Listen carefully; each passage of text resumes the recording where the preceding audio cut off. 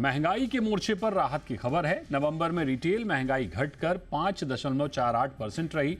पिछले महीने रिटेल महंगाई दर 6.2% रही थी और ये 14 महीने का हाई था।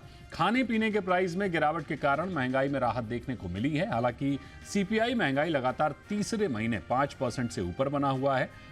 नवंबर में खाद्य महंगाई मंथली आधार पर 10.8% से घटकर 9.04% पर आ गई है।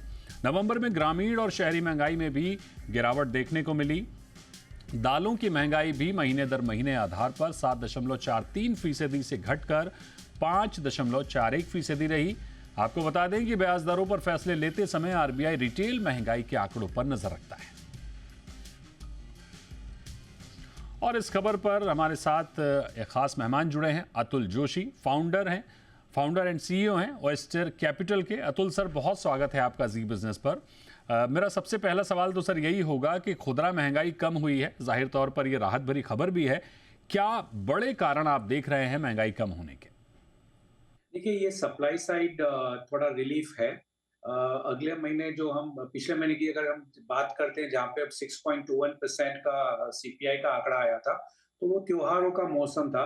काफी डिमांड रहता है उस टाइम पे और लेट रेन्स भी हुए थे। हमें बारिश थोड़ी लेट तक चली थी, तो इसकी वजह से जो सप्लाई आनी थी वेजिटेबल्स में वो नहीं आई थी और डिमांड बहुत ज्यादा था। तो इसकी वजह से जो वेजिटेबल्स का जो इन्फ्लेशन था वो लगभग 40% प्लस आया था। तो अभी सप्लाई थोड़ा नॉर्मल होने लगी है, तो इसकी वजह से नॉर्मली जो भाव घटने चाहिए वो थोड़े से घटे हैं, लेकिन पूरी तरह से अभी भी उसमें काफी अवकाश है कि प्राइस और थोड़ी नीचे आ जाए। कंपेयर टू लास्ट ईयर आज की तारीख में अभी भी लगभग 25% तक प्राइस बढ़ी हुई है, वेजिटेबल्स की, फ्रूट्स की, एटसेट्रा। तो जो इन्फ्लेशन है उसमें अभी भी थोड़ी और कटौती होने की संभावना है। सीपीआई महंगाई लगातार तीसरे महीने 5% से ऊपर बनी हुई है।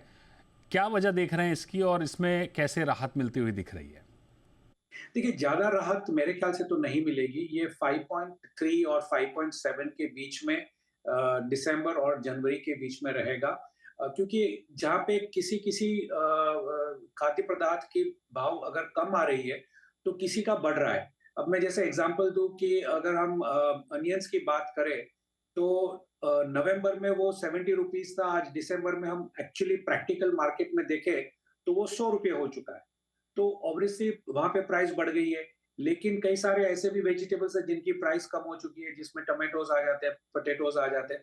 तो ओवरऑल जो मेरे ख्याल से परसेंटेज इंक्रीज रहेगा वो 5.4 और 5.7 के बीच में फॉर दिसंबर और जनवरी रहेगा। ज्यादा रिलीफ इसमें मुझे नहीं दिखती है।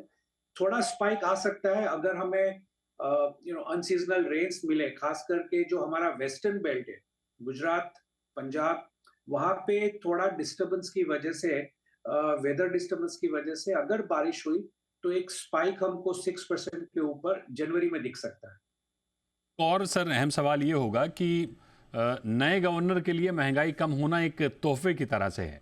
क्या फरवरी में रेट कट के लिए ये रिटेल इन्फ्लेशन के जो आंकड़े हैं वो सपोर्ट का काम करेंगे?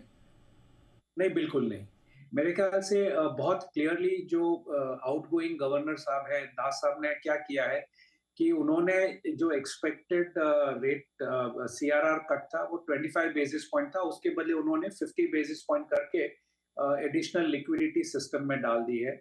और उन्होंने ये बहुत क्लियरली कहा है कि आरबीआई का जो अप्रोच है, चाहे उनकी खुद की पॉलिसी हो या आगे की नए गवर्नर की पॉलिसी हो, उसके दो बेसिस रहेंगे। एक है प्रूडेंस और दूसरा है कॉशियस।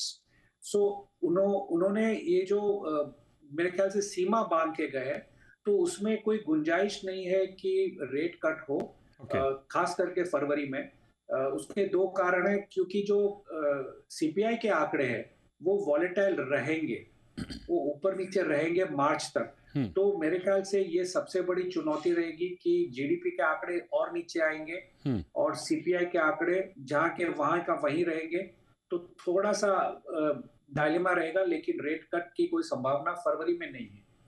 ओके, तो अगर हम कंजम्पशन को देखें, बात चाहे रूरल कंजम्पशन की हो या अर्बन कंजम्पशन की हो, उसको देखते हुए आपको महंगाई में किस तरह का आउटलुक दिख रहा है आगे? देखिए सप्लाई साइड है, हम्म। जो भी है वो सप्लाई साइड है। ऐसा नहीं है कि मैं आपको एक एग्जांपल दूं, अगर मैं राजकोट की बात करूं जहां से काफी सारी अनियंस की सप्लाई थी, जी। तो 3 हफ्ते पहले वहां पे 16,000 ट्रक्स मंडी में पहुंच गए थे और मंडी में जगह नहीं थी वो रखने के लिए, तो उन्होंने सबको रास्ते पे लगा दिया। तो ऐसा नहीं है कि सप्लाई नहीं है, प्रोडक्शन नहीं है, हमारा प्रोडक्शन काफी है, लेकिन कहीं ना कहीं कोई मैनेज हो रही है प्राइस। जो रिटेल कंज्यूमर के पास प्राइस जा रही है वो मैनेज की जा रही है।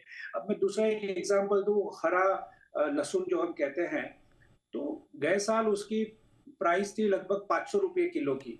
आज की तारीख में लहसुन की प्राइस 1,000 रुपए किलो है, बादाम के बराबर मुकाबले हो गई है। तो हम्म। ये कोई ना कोई तो मैनेज कर रहा है। गाजर की बात करें, 60 रुपए किलो था, आज 250 रुपए किलो है। बिल्कुल। तो कहीं ना कहीं ये प्राइसेस मैनेज की जा रही है, ये सप्लाई साइड इश्यू है।